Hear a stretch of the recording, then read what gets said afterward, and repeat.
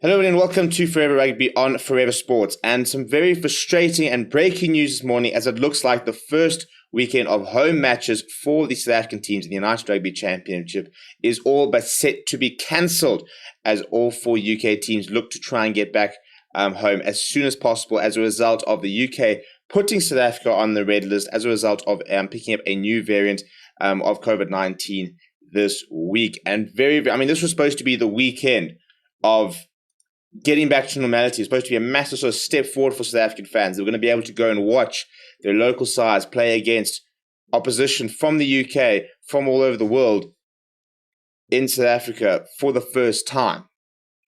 And now it looks like, that entire weekend could be off. So it's very, very frustrating. And I think, the biggest issue is look, it's not necessarily the teams that are leaving its fault, stuff like that, but you've got to look at the whole decision being made as a whole, and very frustrating that, due to the diligent work being done by the South African health workers in terms of trying to identify a variant, the immediate knee-jerk reaction from the UK has been to place South Africa on the red list almost immediately and sort of sit there and say, right, well, we'll just ban flights for now, and then, we'll kind of sort of see what's going on. And it's crippling South Africa at the moment. It's really, the tourism industry is on its last breath. You look at this whole, at the United Rugby Championship and the sports industry, and it's tearing it apart at the moment. When you think that TV revenue, every single match that does not get played is money lost. And, for a tournament which is desperately trying to sort of become the next big thing. And I think it was off to a really good start. I think we had some very, very good rugby. I think we've got some fantastic players in the league, and it looks very promising. And now, as these sort of events unfold, the legitimacy of the tournament is being put into question. And it's quite frustrating from a South African point of view when you think that, South African teams were asked to travel and go in quarantine and go and play in Europe for 3 weeks in a row, which no other teams would actually have to do, by the way, throughout the entire season. They were asked to do that whilst the numbers in the country they were visiting were sky high. We're talking about tens and tens of thousands. If we look at the UK, teams were there sort of during October where, the 7-day average was almost 45,000 people in terms of COVID cases. The 7-day average for deaths was, I think it was sitting well over 100. And yet now there's this mad scramble to get back to the UK because you have to get out of South Africa because of this new variant. A day after the cases surged to 2,465 and 7-day average of 3,655. And deaths are still very, very low. So it is quite frustrating because it just kind of feels like it's such a knee-jerk reaction that as soon as a new variant is discovered, the immediate thing is, right, we'll just ban it. And you kind of sort of wonder, as a South African, and you sit there wondering if this variant had been picked up in, let's say Italy or in Spain or in France or in Germany, would they have been placed on the red list within a matter of hours? Literally, like within a couple of days, it's been added to the, would Champions League football start? Would European Champions Cup and the rugby sort of circumstance, would that all come to an end?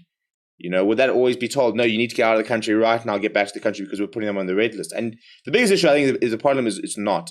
But we continue to sort of be this sort of, dark hole in Africa where as soon as something happens down here, the knee-jerk reaction is, well, it's fine, we'll just ban flights and whatever, they'll cope. And, the South African sports industry is on their knees. They really are. South African sport, we've had supporters now in the Carling Champions Cup match against Kenya, and a couple of supporters within the under 20 final, I think it was, as well as this Choice Challenge Cup. But this is the first sort of major games, really, in South Africa, competitive games that was going to have fans for rugby since, March 2020.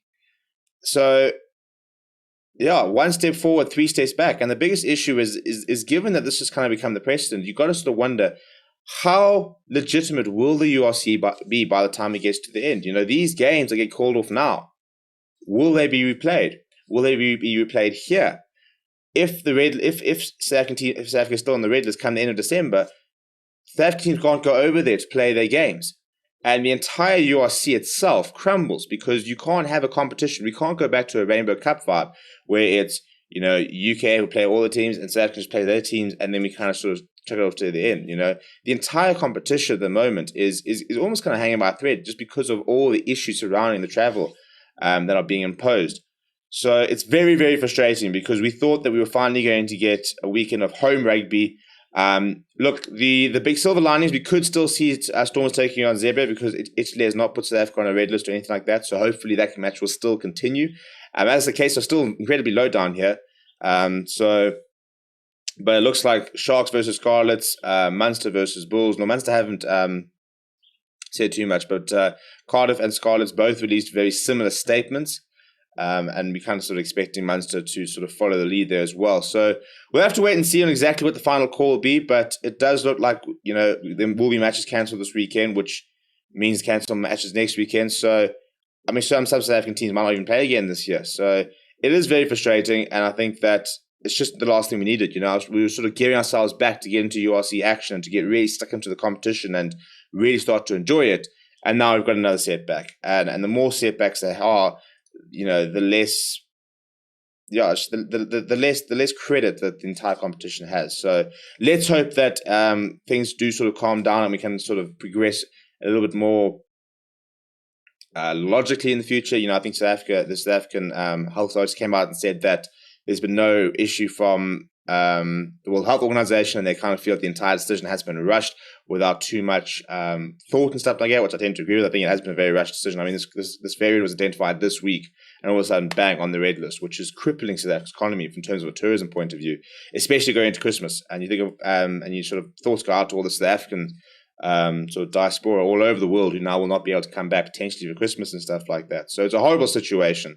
But let me know what you think of the decision down in the comments below. Smash like on the video and subscribe to the channel as well. We will keep you updated as soon as we do hear final confirmation of what will happen this weekend.